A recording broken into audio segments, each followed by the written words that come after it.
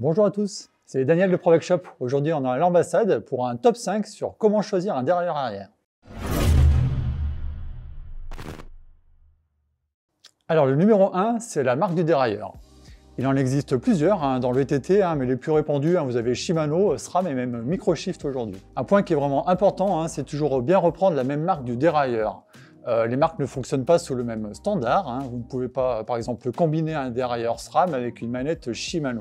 Et inversement. En cause, c'est le ratio de tirage du câble qui est différent entre Shimano et SRAM. Chaque dérailleur a un nombre bien défini de nombre de vitesses, de 8 à 12 vitesses aujourd'hui.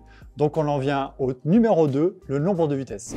Donc comme je vous l'ai expliqué pour les marques, il faut bien reprendre la même marque, sauf bien sûr si vous changez l'ensemble de la transmission. Vous pouvez retrouver le nombre de vitesses en comptant le nombre de pignons qu'il y a directement sur votre cassette, ou tout simplement en recherchant la référence de vos dérailleurs sur le web. Donc comme pour les marques, vous ne pouvez pas mixer une manette 11 vitesses avec un dérailleur 12 vitesses, et inversement, vous vous retrouverez avec des seules chaînes ou avec un dérailleur que vous ne pouvez pas régler directement. Alors il existe un autre critère de choix, c'est la chape de dérailleur. On passe donc au numéro 3. On retrouve 3 chapes de longueur différentes, courte, moyenne et longue. Dans les grandes lignes, la chape courte, c'est une chape qui est plus réactive et plus résistante. Donc on la retrouve essentiellement sur des vélos de descente. Donc d'une manière générale, on préconise une chape longue pour les transmissions double ou triple. Et aujourd'hui, le monoplateau qui est le plus courant avec des cassettes à la denture vraiment importante. Donc chez Shimano, vous pouvez vous référer à la capacité du dérailleur. C'est un petit calcul comme ceci. C'est la denture maximum de la cassette moins la denture minimum de la cassette plus la denture maximum du plateau moins la denture minimum du plateau. Alors on a vu que le choix dépendait de la marque, du nombre de vitesses, de la chape de dérailleur, mais là on va passer au numéro 4, c'est la gamme de produits. Alors pour Shimano et SRAM, il existe différentes gammes de l'entrée jusqu'au haut de gamme avec des différences de fonctionnement, de poids et bien sûr de prix. Pour Shimano, cela démarre à l'Altus, ensuite on a l'Acera, l'Alivio pour le 9 vitesses.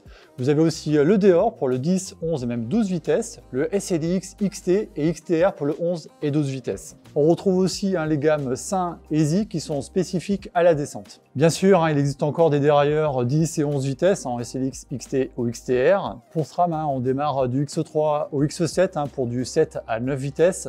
On a aussi du GX pour du 10 et 11 vitesses. On a aussi le NX en 11 vitesses.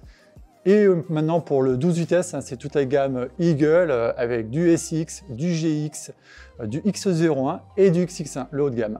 Alors ce qu'il faut retenir pour les deux marques, c'est que plus vous montez en gamme, et plus vous allez gagner en légèreté et en précision de passage de vitesse. Alors il est tout à fait possible de mixer à l'intérieur des gammes, pour le même nombre de vitesses évidemment. Donc vous pouvez mixer une manette par exemple Deore avec un dérailleur XT, même XTR par exemple, tant que vous avez le même nombre de vitesses. Alors jusqu'ici on parlait de dérailleurs de type mécanique à câble, mais est-ce que vous saviez aussi qu'il existe des dérailleurs de type électronique? C'est notre numéro 5. Chez Shimano, on retrouve la transmission électrique de type DI2 pour la gamme XT et XTR. C'est un passage de vitesse qui se fait par un fil électrique et non plus un ensemble de gaines à câble. Alors vous l'aurez compris, cela évite les problèmes de grippage de câble et gaines, et aussi cela apporte une personnalisation du changement de vitesse. Alors chez SRAM, on retrouve la transmission électronique AXS pour la gamme GX, X01 et XX1 pour un passage de vitesse qui se fait sans fil cette fois-ci, un changement de vitesse précis, rapide, confort et personnalisé. Alors j'espère que vous en savez un peu plus sur les dérailleurs arrière. C'est un sujet qui est vraiment très vaste. Donc si vous avez des questions sur le choix et les compatibilités des produits, n'hésitez pas à nous poser vos questions en commentaire. Abonnez-vous aussi à notre chaîne YouTube. Moi d'ici là, je vous souhaite un bon ride et à bientôt.